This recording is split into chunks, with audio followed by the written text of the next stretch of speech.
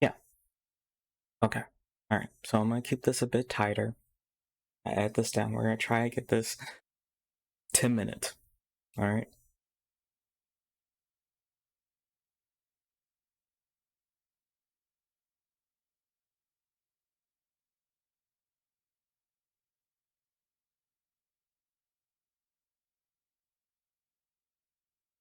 I don't know. Maybe I'll use that later for something. But this is technically my second attempt at doing this. I lost the audio for our first video. So if you guys know anything about, oh fuck. So this is gonna be a bit of a different video. We'll see how it turns out, but I kind of usually just have some ideas rattling around in my head, right? With no real avenue and no real proper sequence of questions to actually talk about it in real life, so I'm dumping it here. So if you guys know anything about me, I've always had a passion for wrestling, and a lot of times I'm very enamored with the character work, with the ring work, with the art of wrestling, as it were. And some days will go by where I'm just sitting here just coming up with random ideas for wrestlers in my head, and just like what I would do if I was booking or if I was a wrestler. And this idea has been rattling around in my head for about like 8 years now, and it's evolved and changed as I have changed, but I want to talk about it a little bit and like pretty much get it out of my head into yours, and see how that goes. So with that being said, I'm gonna walk you through a bit of the idea that I had. It's pretty much a idea for a brand new character, someone who's like starting off. I think it works best if they're starting off like really fresh, really green, you know. So this story kind of starts off in NXT. So one of my favorite things about wrestling is that you can kind of do these vignettes about people before they debut, and you can kind of tell the story before starting to tell the story, lay the groundwork for it. So for this character, he is the vignettes kind of start off where it's a lot of TV screens, right? A lot of monitors, a lot of computer screens, etc., etc. And it's just in this room, and there's this one person sitting in this room, and he's watching all of the different monitors. And all the different monitors is just a collection of the best of the best of the best matches that have ever happened in WWE, NXT, WCW, all of their subsidiaries and everything that they've gobbled up, just over the history of the company, right? And he's watching it in an almost obsessive manner. You know, he's looking for something, he's searching for something. And he hasn't quite found it, but he sees something there that he's gotten so enamored and so focused that he's starting training wrestling just to like understand this feeling that he has, but that he can't like see, that he can't quite touch. So he starts off, and his whole thing is that there's really nothing original about him. He's using a lot of, you know, other people's moves, other people's high spots. He's never using anything that's like unique, essentially. Top of the fact that like he's not doing anything specifically unique, he's also like very stiff, very robotic. You know, it's almost like you trained a robot to wrestle, you know. And on top of that, he never like finishes a match with his own finisher. It's always someone else's, you know. It's a stunner, it's a rock bomb, it's maybe a swanton, it's maybe something because he's become so obsessed with studying tape that he essentially, his belief is like, it worked for them, so why wouldn't it work for me? And he's be as like picture perfect. If you overlay the footage, it should be a 1-to-1 match. That's like what he's obsessed over. And the way he starts off by like his method going forward is that whenever he sees something unique, whenever he sees something that the crowd goes, wow, that's like new, that's unique, I haven't really seen someone done it before like that, or done it to like that level, he like feels that. He feels like the crowd gravitate towards that one person, and he starts to gravitate to that one person in his own. So he'll be backstage watching matches, he'll be doing promos, and he'll be just like focused on one of these matches, almost like not even paying attention to anything else around him. And so that evolves into when he goes out and does his matches, he starts using some of the same moves that that person is using, some of the unique, distinct spots that person is using. So like with say for example, if he's doing something with Trick Williams, he starts doing the trick knee. If he's doing something with Javon Evans, he does a cutter, the big springboard cutter that he does. You know, and if pretty much anytime he sees something unique and he sees something that people start to gravitate towards, he starts to gravitate towards them to really feel what they're feeling, to like understand like what it is about them that makes them special. And he calls them out by using their moves and watching the tape and watching the footage, and pretty much the motif goes that like he starts a feud with somebody by using their moves. He starts a feud by watching their matches. He starts obsessing over their matches. Then he starts using their moves, and then they get pissed off, obviously, because he's obviously calling them out.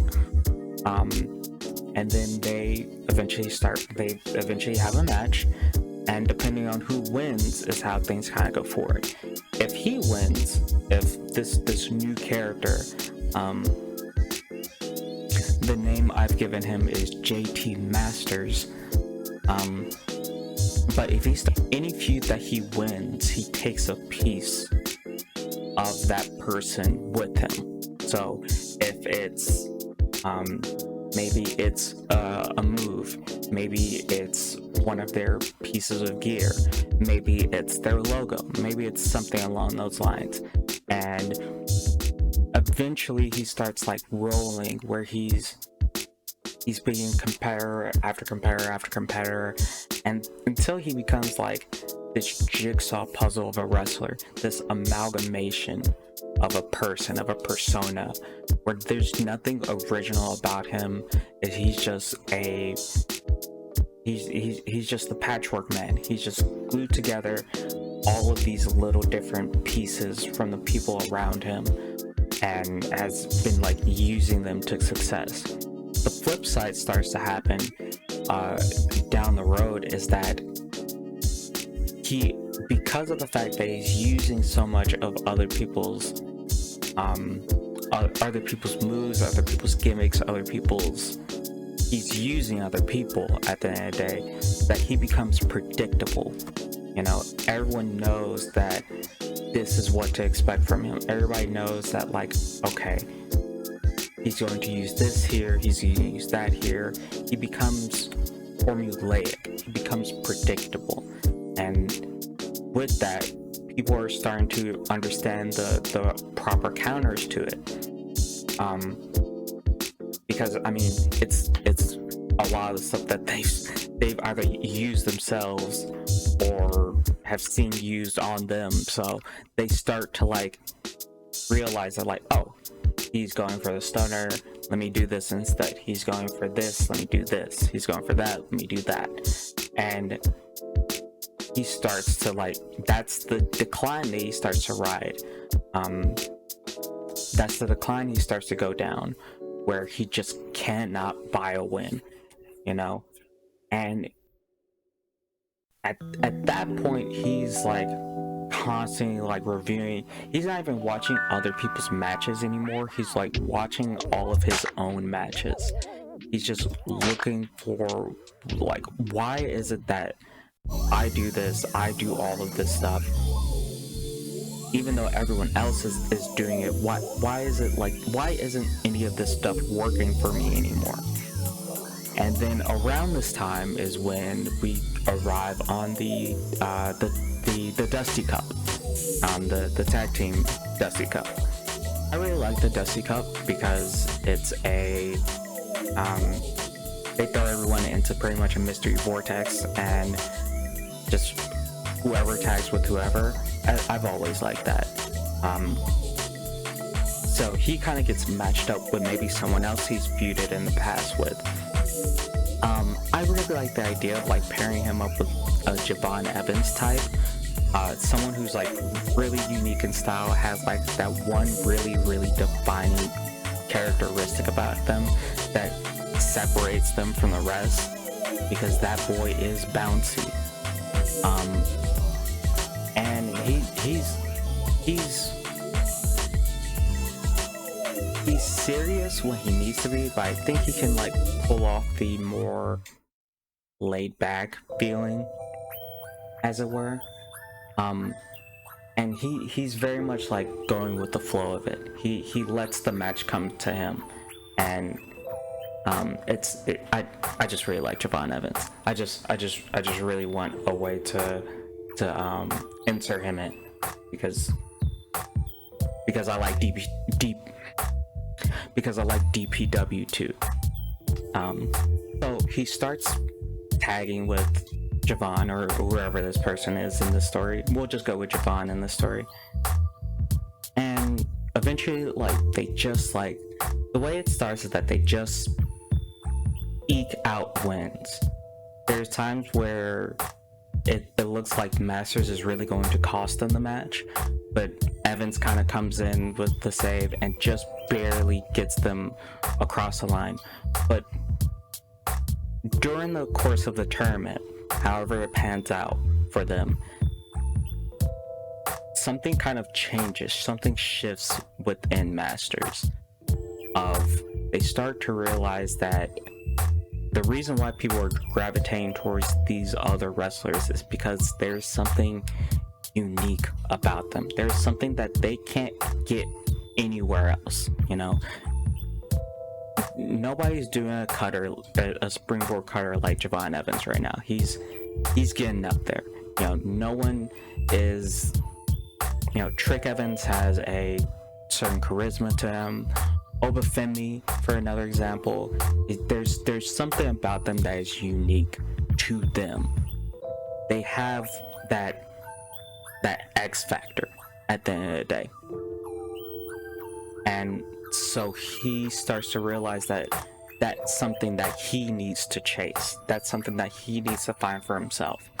And the way the way it can manifest in the tournament, if they were to win it all, is that he ends up saving the match, the Dusty Cup Finals, by debuting a completely new move that's just like something that has rarely been seen before. What I've suggested, or what I'm going to suggest, is something like a Southern Lights suplex. I don't see many people doing Southern Lights I don't see many people doing Southern Lights suplex. I think there was somebody on the roster that used to do it way back. You might have only done it like once or twice in the WWE, but I think it's a move that's like obscure enough and unique enough to be like, oh, I haven't seen that in a while, or I don't think I've ever seen that before. You know, one of these like really niche moves. Also, I like the idea of a Southern Lights suplex. The Northern Lights make sense, Southern Lights make sense. I just like it. So the way the character can shift from there is that he starts to become more unique, become more of like his own man, and not really pillaging from other people.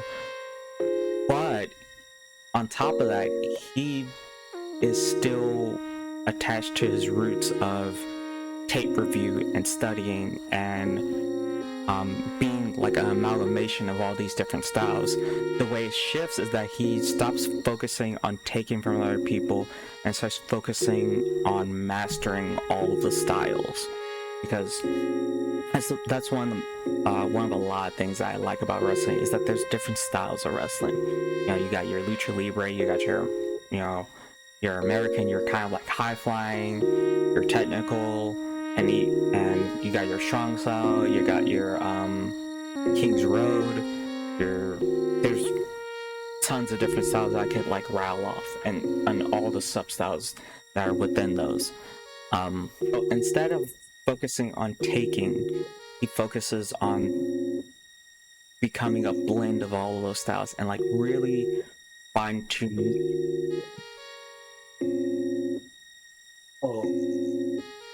Becomes more focused with mastering those different styles of wrestling. So the way it shifts is that, and you can go like cocky heel or respectful face with it, of just being like, if we're doing face in this situation, he sees someone who's very well versed in a certain style. So if it's like kind of like a lucha libre style, it could be a Rey Mysterio type, or it could be a Dragon Lee, or it could be a Santos Escobar, any of those really. Just like off the top of my head, he becomes more focused with being like an amalgamation of different styles, and mastering the different styles and challenging people who wrestle that particular style. So if it's more technical, it could be a Charlie Dempsey, it could be a Noam Dar. If it's more like a lucha libre high flying, it could be you could roll back to like high flying for Javon Evans. You can do lucha libre and Dragon Lee, or Rey Mysterio, Santos Escobar, or any of those, and like wrestle those types of matches, those styles of matches. Maybe he can't necessarily outpower somebody, but he can outbrawl somebody. So with like a Obafemi, he's more of a like power wrestler, sure, but like he maybe with Masters can like drag this into mud and make it like a scrappy fight. Maybe with someone who's notorious for cheating, maybe he focuses on out cheating cheaters. It could go a lot of different ways, and he can go about it like in two different ways. He can be like disrespectful and make a mockery of the style, like this is so easy, even I can do this, or he could go like the respectful way of just being like, hey, I recognize your talent in this particular style of wrestling. Let me challenge you and meet you on your terms to test my mettle against yours. And that's got legs, I feel. You could go a long way with that. But yeah, that was my idea for a wrestler or a story. I think like that could run you like a couple years at minimum, like that initial burst. And then if you want to go back on the main roster and do it all over again, you absolutely could. They have an outro to this, but I wanted to get this idea out there, and hopefully this is properly edited, and it cost me a light. That's the price of content creation. Yeah, with all that being said, I've been your local supervillain. I think this series is called Villains Vices, so we'll keep going with that, and thank you for joining me.